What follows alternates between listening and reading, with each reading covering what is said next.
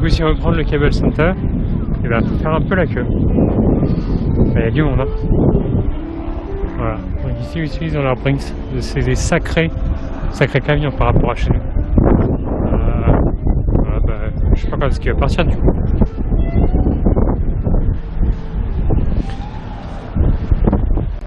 Pour aller à Chinatown, en fait, je passe à côté d'une église. Donc c'est l'église Saint-Pierre et Paul. Alors c'est assez bizarre, parce que la devanture ça fait vraiment église. Par contre derrière, bah, ça fait building. Voilà. Comme si l'église était coupée en deux. Et donc ça c'est juste une église. Hein.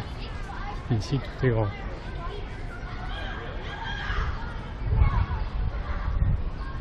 Avec le petit parc, donc c'est Washington Square.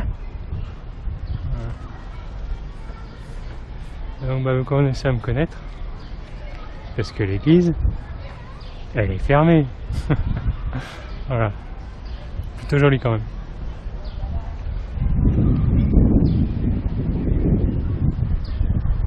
Donc 5h30. Ouais, c'est ça, en plus elle est à l'heure, donc c'est fermé. Avec le petit parc en face. Où là on peut venir avec son... Putain, il y a beaucoup de chiens. Il y en a pas qu'ici.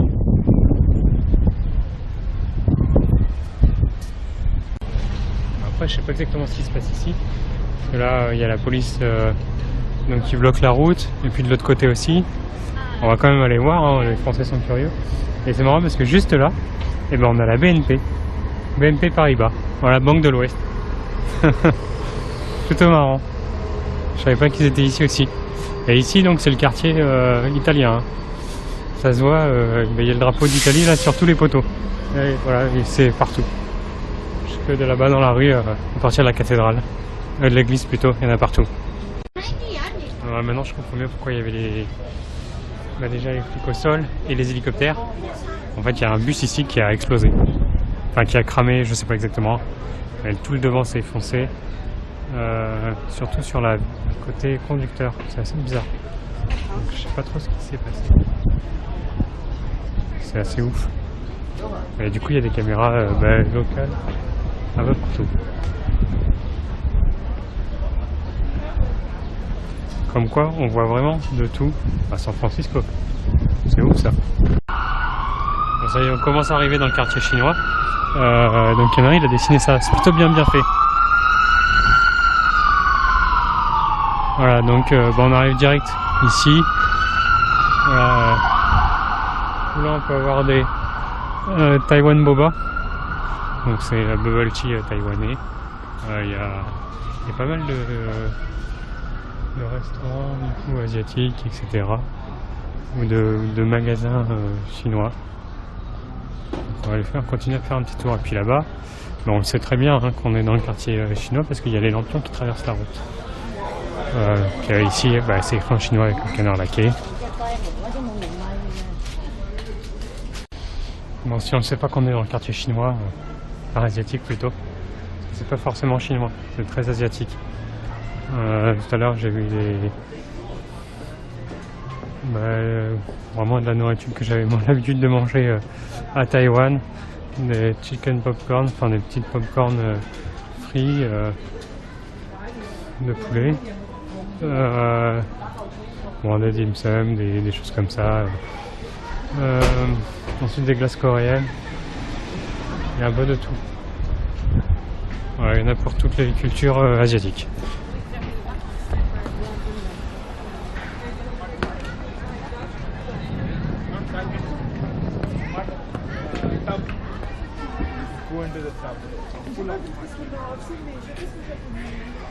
Et par contre du coup dans ce quartier là c'est assez bizarre parce que je croise énormément de Français, beaucoup trop à mon goût d'ailleurs.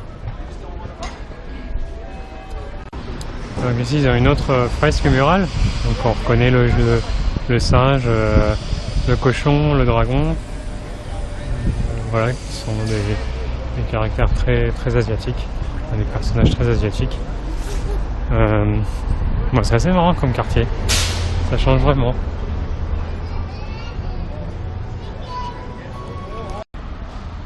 En fait ici ils adorent peindre sur les murs parce qu'il y a une fresque là Et du coup, j'avais pas vu, mais il y a celle-là aussi. Chinatown 1889. On va traverser pour mieux la voir.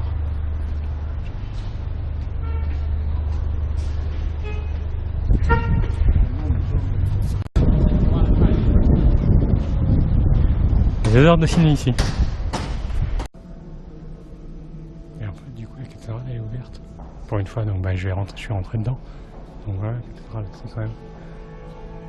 C'est bizarre. C'est très très grand. Et en fait, dans cette cathédrale-là, ils ont une application. Donc on peut être guidé dans la cathédrale avec notre smartphone. Sur la pointe de la technologie ici aussi. Voilà, il y a pas mal de fresques comme ça. Donc ça change de chez nous par contre. Hein. C'est pas du tout les mêmes fresques. Bon, les vitraux par contre ne changent pas trop. Donc là on est sur la nef centrale. Très très beau.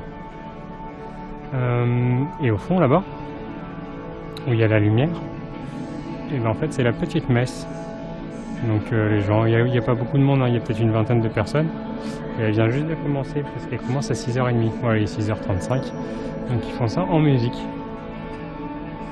Ça a l'air plutôt convivial comme truc. Ça change de chez nous.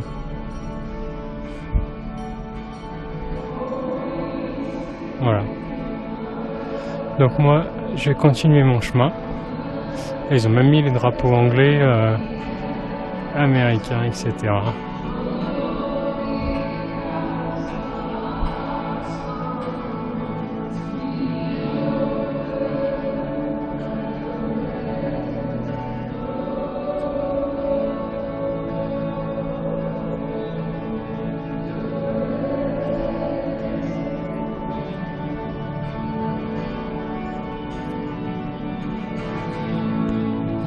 Bon, ça y est, là 8h moins 20, donc j'ai quand même pas mal marché aujourd'hui. Je pensais pas marcher autant, parce que du coup j'ai fait quand même plus de 20 km. Voilà, donc là je suis revenu devant mon hôtel, donc Adelaide Hostel, donc c'est une auberge de jeunesse. Et du coup en rentrant, en fait, j'ai été faire quelques courses, donc chez Trader Joe's, voilà, qui est un petit supermarché avec pas mal de produits organiques, enfin du coup bio en français.